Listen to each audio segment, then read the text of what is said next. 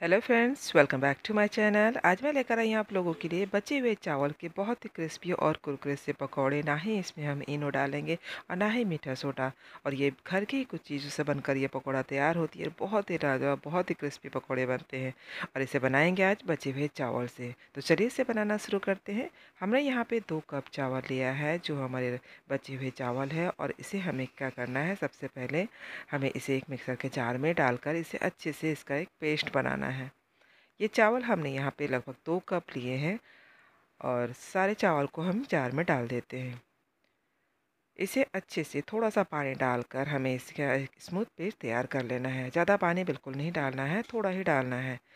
तो हमने यहाँ पे थोड़ा सा पानी डाला और इसके साथ ही हमने यहाँ पे डाला 2 हरी मिर्ची, थोड़े से अदरक के टुकड़े, और इसका ढक्कन बंद करके इसका पेस्ट तैयार कर लेते हैं। तो लीजिए, पेस्ट तैयार हो गया है। देखिए कितनी बारीक और कितनी स्मूथ पीस कर तैयार हुई है। पानी बिल्कुल हल्का ही देना है, ज़्यादा पानी देने से ज़्यादा गीली हो जाएगी तो फिर पकौड़ा अच्छा नहीं बनेगा। अब सारे चावल के पेस्ट को एक बड़े बर्तन में ट्रांसफ़र कर लेते हैं।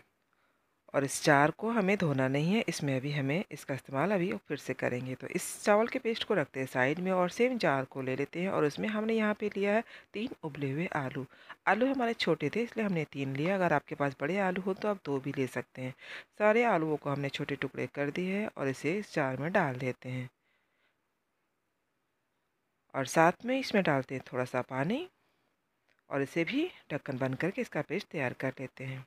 तो लीजिए, आलू का भी पेस्ट तैयार हो गया है और इसे भी चावल के पेस्ट में ट्रांसफ़र कर लेते हैं।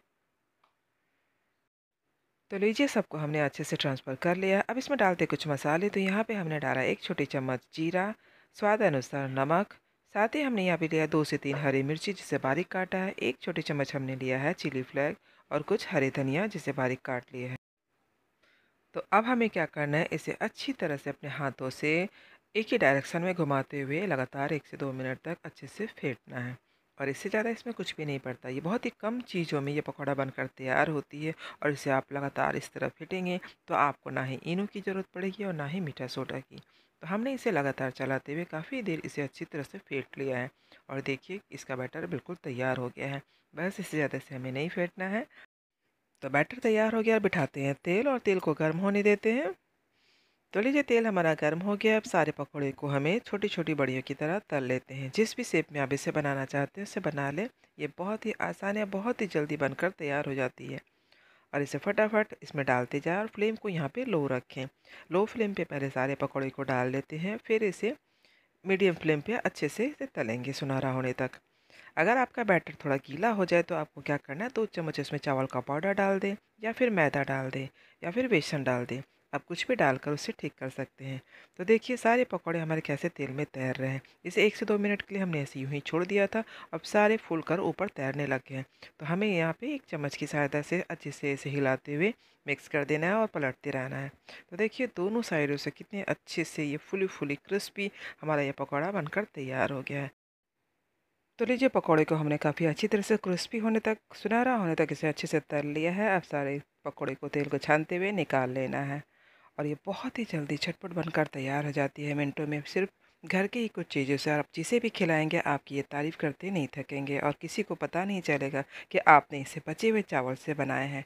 तो बाकी बचे बैटर को भी हमने इसी तरह डालते हुए इसे इसका भी क्रिस्पी होने तक पकौड़े को तल लिया है।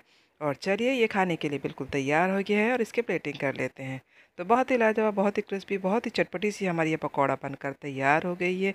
बहुत ही स्वादिष्ट बनी है। तो आप भी इसे बनाएं और खाएं। बताएं कमेंट करके कि आपको हमारी ये रेसिपी कैसी लगी। इसे आप केचप के साथ खाएं या हरी चटनी के साथ खाएं, जिसके साथ भी खाएंगे बहुत ही चटपटी, बहुत ही स्वादिष्ट लगती है। ये सबको बहुत पसंद आती है।